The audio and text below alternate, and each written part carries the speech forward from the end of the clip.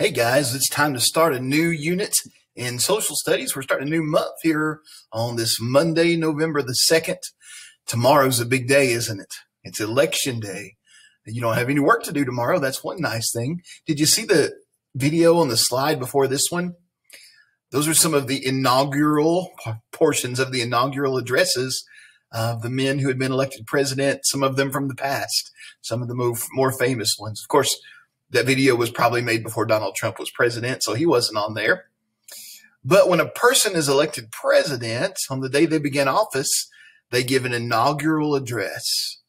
So tomorrow, a new person is going to be elected president.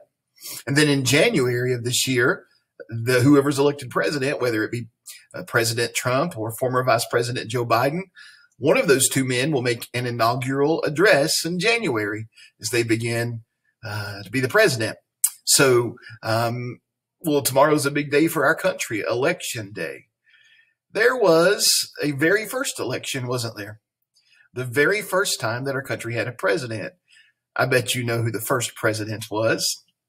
George Washington, of course. Now, we've just finished our unit on the Revolutionary War, and then we finished our unit on government. We know we have the Constitution now. We know our government's broken into three parts. Three branches, the executive branch, the legislative branch, the judicial branch. And we know the president is in charge of the executive branch. Then you have the vice president. And then you have the cabinet members, all in the executive branch. So when we began that government, that new government, we had to have an election for a president because our government is a government that's chosen by the people. We, the people, choose who's going to be president, just like the election tomorrow. The people get to vote and choose who they want to be president. Whoever votes, most people vote for, that's who gets to be president. That's our democracy. That's how our country works. And so it's a good thing. And the very first president was George Washington. And today's lesson and tomorrow's lesson, Wednesday's lesson is all about him, the very first president of the United States. So the big question we're looking at, get your books out, open them up to page 68 and 69. And pause the video if you need to. Go ahead and get your book. You need to follow along with me today. The big question we're looking at is this. What challenges did the United States face as it grew after independence? So we've got a new nation to build, and we've got a new government to work with, and now we're going to have a new president to begin leading the new country. All right, turn on over to page 70 in your book. And so this lesson is called Washington's Presidency. Our questions we're going to try to answer through this lesson are, how did George Washington set up an example for future presidents to follow? I mean, he's the first president. He's the example that everybody looks to, right? What is the president's cabinet? Is that some drawers where he keeps his socks in? No, we're going to find out that's something else. How did the first political parties develop? Republicans, Democrats, you hear words like that. Those are political parties. How did Washington, D.C. become the nation's capital? So we're going to take a look at these 4 questions in today's lesson. Some words we'll be seeing: Alexander Hamilton, cabinet, Federalist, George Washington, Inauguration Day. It's like the video we just saw. Political party, Republicans, and Thomas Jefferson. So let's get reading here on page 70. No one was surprised when George Washington was elected first president of the United States. Every single member of the election committee had voted for him. John Adams became vice president. So every single person voted for George Washington. He was unanimously elected. That means nobody voted against him. He was the hero after all.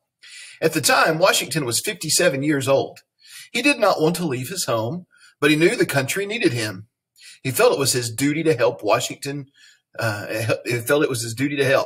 Washington traveled from his home in Virginia to New York City, the nation's capital at the time.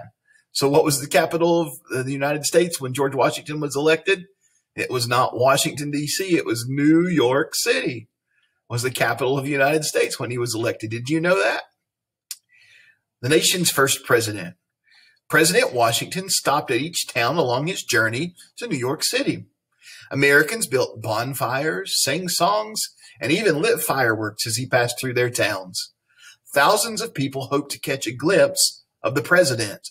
They lined the dirt roads and threw flowers in his path. He was a hero after all. Remember, the leader of the Revolutionary War, the general, and he's the one who led the army that fought for our freedom as a new country. So he was a great hero, setting the example. Excuse me, April 30th, 1789 was Inauguration Day for the new president. That's when he gave his speech, just like those men we saw in the previous video gave their speeches. On this important day, the new president and vice president take the oath of office. Washington placed his hand on a Bible and swore to uphold the Constitution as president of the United States. Washington was aware that what he did that day was very important. He knew he was setting an example for future presidents that they would follow. After Washington took the oath of office, he gave his inaugural address. This is a speech a new or re-elected president gives to the nation on Inauguration Day. He had thought a lot about what he wanted to say during his speech. He wanted to tell the people of his hopes for the new government. I dwell on this hope of a free and united government with every satisfaction which strong love for my country can inspire. That's part of what he said in his inaugural address. I would love to see a video of that, wouldn't you? Unfortunately, there were no video cameras back then. This is George Washington's horse he's riding on. George Washington's horse, Nelson, carried him through most of the Revolution and to his inauguration. So Nelson, the horse, he got to see lots of fighting in the Revolutionary War and was his horse when he became president. I guess it was a pretty special horse to George Washington. So a couple things to note here. George Washington, when he was president, his vice president was John Adams. Okay. So you've got a president and a vice president. Who's our president now? It's President Trump. And what's his vice president's name? His vice president's name is Mike Pence. If Biden wins, it'll be President Joe Biden. And he actually has a woman who would be his vice president. Kamala Harris is her name. So she might be our nation's first vice president if they win the election. So our nation's first female vice president, I should say, if they win the election. So anyway, George Washington gave his inaugural address. Every president after him has done the same thing on their inauguration day. They place their hand on the Bible and they promise to follow and protect the Constitution while they're president. And then they give their speech. So we'll see that in our country in January. The president's cabinet. The new nation faced many problems. President Washington knew he needed help. He created 3 executive departments. Kind of like the government was split into 3 branches, he's splitting the executive branch into 3 parts. The Department of the Treasury. They take care of money, wouldn't they, the Treasury? The Department of the State and the Department of War. These departments came to be called the Cabinet. The men in the cabinet would become his closest helpers or advisors. He appointed 3 men to head up the cabinet departments. They would be called secretary. Alexander Hamilton became the Secretary of the Treasury. He advised the president on economic issues. He also oversaw the nation's finances. So Alexander Hamilton was basically in charge of the country's money, the Secretary of the Treasury. Thomas Jefferson, what did he write, by the way? He wrote the Declaration of Independence, right? Thomas Jefferson became the Secretary of State. Jefferson handled relations with foreign countries. That's going to be important in our next book lesson, with Thomas Jefferson. He does a lot of work with other countries, including France. And so that's going to play a big part in our next part of our country growing. So Alexander Hamilton, Secretary of the Treasury, Thomas Jefferson, Secretary of State, and Henry Knox became the Secretary of War. Knox was in charge of the nation's military. He also oversaw American Indian policy. So there were still a lot of Native Americans, and Henry Knox tried to make treaties with them so there wasn't so much fighting. Later, another office was added to the cabinet, the office of the Attorney General. Edmund Randolph became the Attorney General. The Attorney General is the nation's chief lawyer. Randolph gave the president advice about laws. Since Washington's presidency, many other offices have been added to the cabinet, but those were the four it began with. So you didn't just have George Washington leading the country. He found help with his four cabinet members. There's a couple important things I want to read on this page right here. First, in the news, you might have heard something about electoral college. It's a different way. It's a way that it's a process our country uses during the election. So let's read about it here. When the founding fathers wrote the Constitution, some men worried about how the president would be elected. They feared that people who did not understand government might elect someone who would not do a good job. To protect against this, they created the Electoral College. The Electoral College is not a school. It's a group of people who gather every 4 years to vote for the president. Each state has a certain number of electors. The number they have is equal to the number of representatives and senators they have in the U.S. Congress. Electors meet in each state about a month after the people vote for the president. Usually they vote the same way as the people in their state. To win election as a president, it's important for the candidate to have not just the most popular votes, but the most electoral college votes too. So you've got the people voting, and then you've got these group of people who kind of represent the state they live in, and they're called the Electoral College. It's kind of hard to understand, but they're a group of people that vote the way their state they represent voted. And you got to get both the popular vote and the Electoral College vote to become the president of the United States. And here we have a little biography of George Washington. You could read that if you like to. I'm not going to read it right now, but I am going to have a little biography of George Washington posted on the next slide. Okay. So if you'd like to watch that, you can. I mean, if you'd like to read this, you can. I want you to watch the little documentary on the next page. Turn to page 74 now. So here's the first political parties. We've talked a little bit about this, the Federalist and the Anti-Federalist. Remember, with the Constitution, it created a strong federal government. And those people who liked the strong federal government were called Federalists. Those who didn't were called Anti-Federalist. President Washington carefully chose smart leaders for his cabinet positions. He was surprised and disappointed when Alexander Hamilton and Thomas Jefferson began arguing about almost everything. Hamilton and Jefferson were very different from one another. Hamilton was short and very tidy. Jefferson was just the opposite. He was tall and often poorly groomed.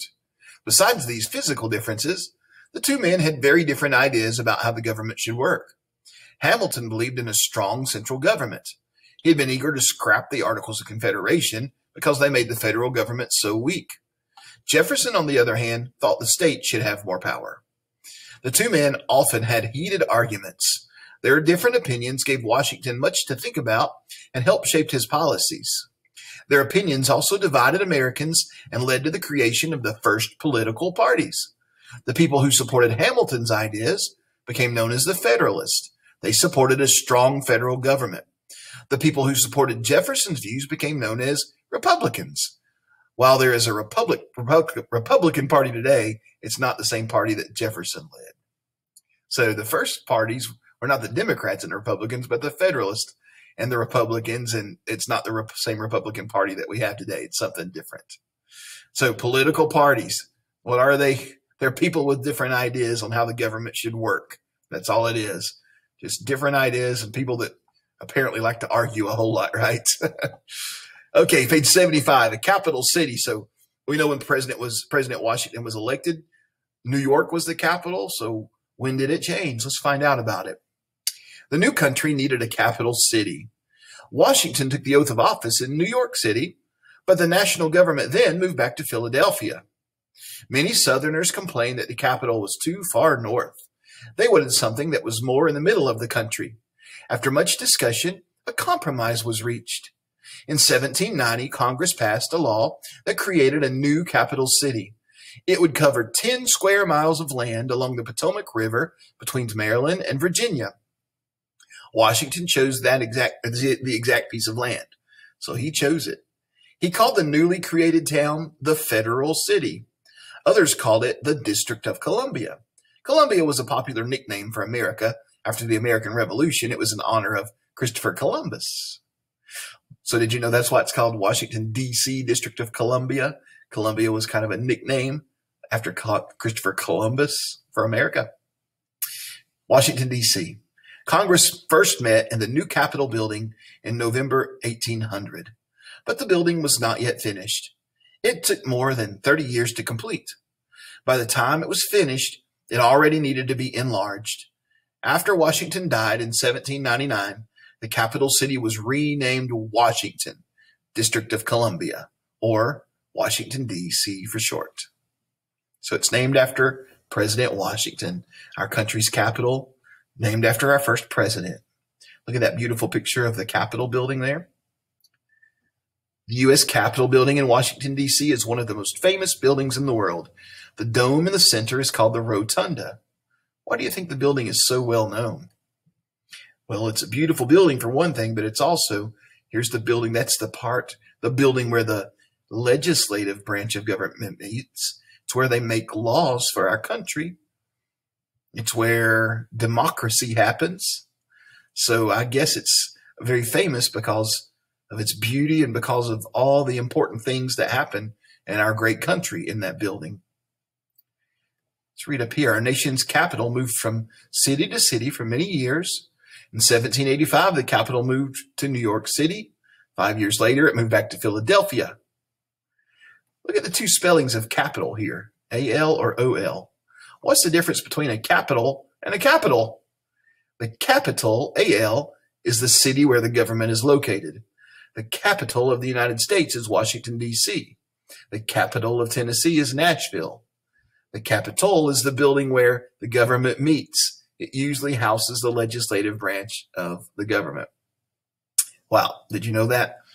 Capitol building, O-L, capital city, A-L. I didn't notice that when I was reading, did you? All right, let's move on. Page 74, if it'll load. Come on, come on. All right, let's look at page 76 here. Washington's inaugural speech. On April 16, 1789, George Washington received notice that he had been officially elected president in a vote held 2 days earlier. He traveled to New York, then the capital city of the country, to accept the victory and begin his term as president. On April 30th, he stood on the balcony at Federal Hall and took the oath of office. Then he spoke to the people who gathered to hear him. Read his speech and then answer the questions below. So here's his speech. I was summoned by my country, whose voice I can never hear but with love, from a retreat which I had chosen. On the other hand, the importance and difficulty of the trust to which the voice of my country called me could not but overwhelm with despondence one who ought to be peculiarly conscious of his own shortcomings. In the conflict of emotions, I say that it has been my faithful study to appreciate every circumstance by which it might be affected. Instead of making specific recommendations on this subject of law, I shall again give way to my entire confidence in your judgment and pursuit of the public good. For I assure myself that a reverence for the characteristic rights of free men and regard for public harmony will sufficiently influence your deliberations on the question how far the former can be fortified or the latter be promoted. Wow, he was a fancy speaker, wasn't he? Very smart person. What does Washington say brought him out of retirement? Well, do you remember we watched the Liberty Kid video, and after the Revolutionary War, they wanted him to be king, and he wouldn't be king. He said, nope, that's not what our country needs at all. Well, they said, what are you going to do? The war is over. He said, I'm going to go back to the farm. So he'd gone back to his farm to be a farmer. He was just going to be a farmer. He wasn't worried about being the king, even though he was so famous. He said, from a retreat which I had chosen. He was just living on the farm, but a country. What brought him out of that retirement? His country's voice. He was elected president. Does he seem to be pleased or bothered to be elected president? Well, it's hard to tell in this text, isn't it? He seems to be a little worried that he has his own shortcomings and conflict of emotions, and maybe he feels like he's not worthy to be president. So I don't know that it bothers him. It may make him feel unworthy to be elected president, but I would say he was pretty excited too. He wants to do what's best for the country. How does this first inauguration set the path for future presidents? Well, just like we said in our lesson, every president puts their hand on the Bible, and promises to defend the Constitution, our country, and then they give a speech like this. So I wanted to show you today, now that we've finished the book lesson, let me go somewhere right here. Okay. This is a cool website. This is the home. This is a restaurant at the home. This is the home that George Washington lived in. I've stood right here on this back porch and sat in those chairs, and down here is the Potomac River. I don't know if you'll see it in the show or in the picture or not. But this is Mount Vernon. You're going to find out that this was George Washington's brother's home, and he died, and George Washington had inherited this home. This is a restaurant. It has been added later. But when we used to go with fifth grade to the safety patrol trip, one whole day we would go to Mount Vernon, Virginia. And then I took my wife and my daughter here too. But you can see tourists walking around. This is the home he lived in. Upstairs in one of these rooms was where George Washington died. There's a big area over here that he would keep vegetables. His cooks would cook in. There would be a building full of the vegetables that he would grow on his farm. Anyway, on the next slide, after the little biography on George Washington, watch it first. But on the last slide in today's lesson, there's a link to this website. And there's some really cool things you can do. If I were you, I would just go to education. Now, there's some cool things that you can do on this education. Number one, you can take a virtual tour. So if you click on virtual tour, it's going to take you inside the house, or this might be a video. There's different ways you can do the virtual tour. Oh yeah, this is the one you can.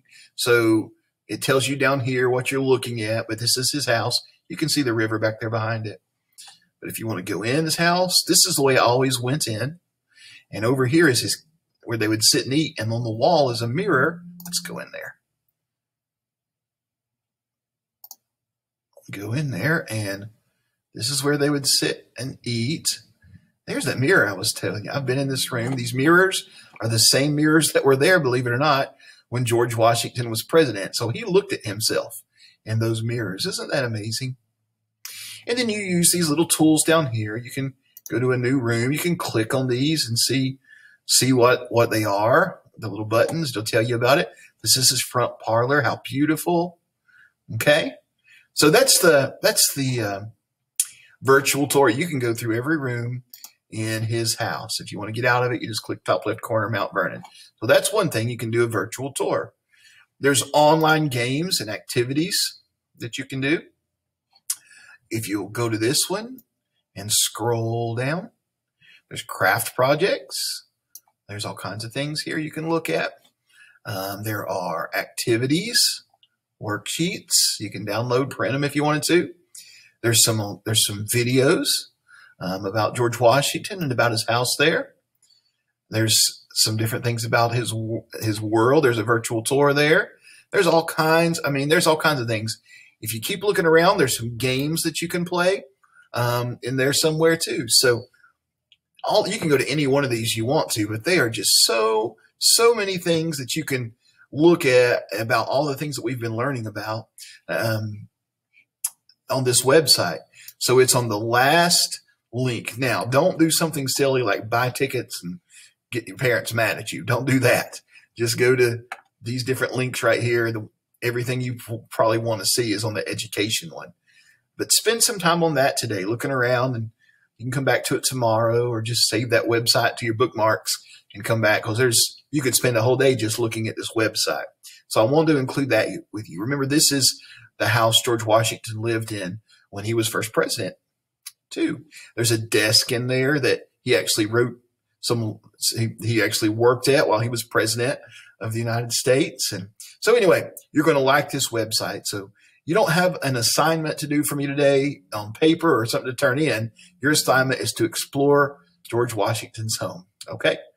You'll enjoy it. Hope you have a great day. Enjoy George Washington's home virtual tour and taking a look around. Your parents would probably like doing that with you. We'll talk to you later.